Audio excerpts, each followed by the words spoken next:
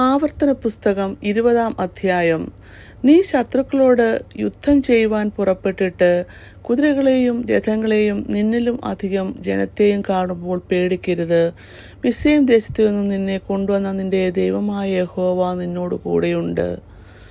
നിങ്ങൾ പടയേൽപ്പാൻ അടുക്കുമ്പോൾ പുരോഹിതൻ വന്ന ജനത്തോട് സംസാരിച്ചു, ഇസ്രായേലേ കേൾക്ക, നിങ്ങൾ ഇന്ന് ശത്രുക്കളോട് പടയേൽപ്പാൻ അടുക്കുന്നു. അധൈര്യപ്പെടരുത്, പേടിക്കരുത്, നടുങ്ങിപ്പോകരുത്, അവരെ കണ്ട് ഭ്രമിക്കുകയും അരുത്.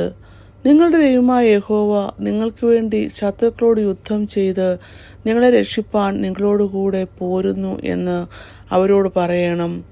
പിന്നെ പ്രമാണികൾ ജനത്തോട് പറയേണ്ടത് എന്തെന്നാൽ, ആരെങ്കിലും ഒരു പുതിയ വീട് പണിയിച്ച് ഗൃഹപ്രവേശം കഴിക്കാതെ ഇരിക്കുന്നുവെങ്കിൽ അവൻ പടയിൽ പട്ടുപോകുകയും മറ്റൊരുത്തൻ ഗൃഹപ്രവേശം കഴിക്കുകയും ചെയ്യാതിരിക്കേണ്ടതിന് അവൻ വീട്ടിലേക്ക് മടങ്ങിപ്പോകട്ടെ. ആരെങ്കിലും ഒരു മുന്തിരിത്തോട്ടമുണ്ടാക്കി അതിൻ്റെ ഫലം അനുഭവിക്കാതെ ഇരിക്കുന്നുവെങ്കിൽ അവൻ പടയിൽ പട്ടുപോകുകയും മറ്റൊരുത്തൻ അതിൻ്റെ ഫലം അനുഭവിക്കുകയും ചെയ്യാതിരിക്കേണ്ടതിന് അവൻ വീട്ടിലേക്ക് മടങ്ങിപ്പോകട്ടെ. ആരെങ്കിലും ഒരു സ്ത്രീയെ വിവാഹത്തിന് നിശ്ചയിച്ചു അവളെ പരിഗ്രഹിക്കാതിരുന്നു എങ്കിൽ അവൻ പടയിൽ പട്ടുപോകുകയും മറ്റൊരുത്തൻ അവളെ പരിഗ്രഹിക്കുകയും ചെയ്യാതിരിക്കേണ്ടതിന് അവൻ വീട്ടിലേക്ക് മടങ്ങിപ്പോകട്ടെ.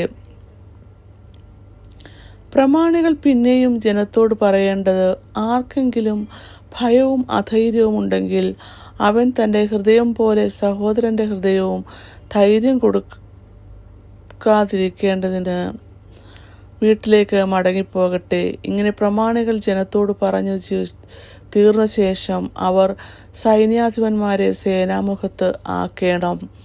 നീ ഒരു പട്ടണത്തോട് യുദ്ധം ചെയ്യുവാൻ അടുത്ത് ചെല്ലുമ്പോൾ സമാധാനം വിളിച്ചു പറയണം.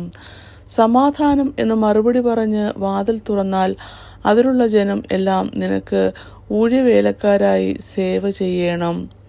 എന്നാൽ അത് നിന്നോട് സമാധാനമാകാതെ യുദ്ധം ചെയ്യുന്നു എങ്കിൽ അതിനെ നിരോധിക്കണം.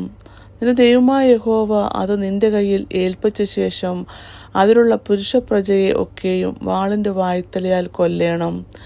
എന്നാൽ സ്ത്രീകളെയും കുട്ടികളെയും നാൽക്കാലികളെയും പട്ടണത്തിലുള്ള സകലത്തെയും അതിലെ കൊള്ളയൊക്കെയും നിനക്കായിട്ട് എടുത്തുകൊള്ളാം. നിന്റെ ദൈവമായ യഹോവ നിനക്ക് തന്നതായ നിന്റെ ശത്രുക്കളുടെ കൊള്ള നിനക്ക് അനുഭവിക്കാം. ഈ ജാതികളുടെ പട്ടണങ്ങളുടെ കൂട്ടത്തിൽ ഉൾപ്പെടാതെ വളരെ ദൂരെയായിരിക്കുന്ന എല്ലാ പട്ടണങ്ങളോടും ഇങ്ങനെ ചെയ്യണം. നിന്റെ ദൈവമായ യഹോവ നിനക്ക് അവകാശമായി തരുന്ന ജാതികളുടെ പട്ടണങ്ങളിലോ ശ്വാസമുള്ള ഒന്നിനെയും ജീവനോട് വെക്കാതെ ഹിത്യർ, അമോര്യർ, പെരിസ്യർ, കനാന്യർ, ഹിവ്യർ, യെബൂസ്യർ എന്നിവരെ നിന്റെ ദൈവമായ യഹോവ നിന്നോട് കൽപ്പിച്ചതുപോലെ ശപഥാർപ്പിതമായി സംഹരിക്കണം. അവർ തങ്ങളുടെ ദേവപൂജയിൽ ചെയ്തു പോരുന്ന സകല മ്ലേച്ഛതകളിലും ചെയ്യുവാൻ നിങ്ങളെ പഠിപ്പിച്ച് നിങ്ങളുടെ ദൈവമായ യഹോവയോട് പാപം ചെയ്യാതിരിക്കേണ്ടത് തന്നെ. ഒരു പട്ടണം പിടിപ്പാൻ അതിനോട് യുദ്ധം ചെയ്ത് വളരെ കാലം നിരോധിക്കേണ്ടി വന്നാൽ അതിൻ്റെ ചുറ്റുമുള്ള വൃക്ഷങ്ങളെ കോടാലി കൊണ്ട് വെട്ടി നശിപ്പിക്കരുത്. അവയുടെ ഫലം നിനക്ക് തിന്നാവുന്നതാകയാൽ അവയെ വെട്ടിക്കളയരുത്. നീ പറമ്പിലെ വൃക്ഷത്തെ നിരോധിപ്പാൻ അത് മനുഷ്യനാകുന്നുവോ? തിന്മാനുള്ള ഫലവൃക്ഷമല്ലെന്ന് അറിയുന്ന വൃക്ഷങ്ങളെ മാത്രം വെട്ടിക്കളയുകയും നിന്നോട് യുദ്ധം ചെയ്യുന്ന പട്ടണം കീഴടങ്ങും വരെ അതിനെ നേരെ കൊത്തളം പണിയുകയും ചെയ്യാം. ഇങ്ങനെ ആവർത്തന പുസ്തകം 20-ാം അധ്യായം അവസാനിക്കുന്നു.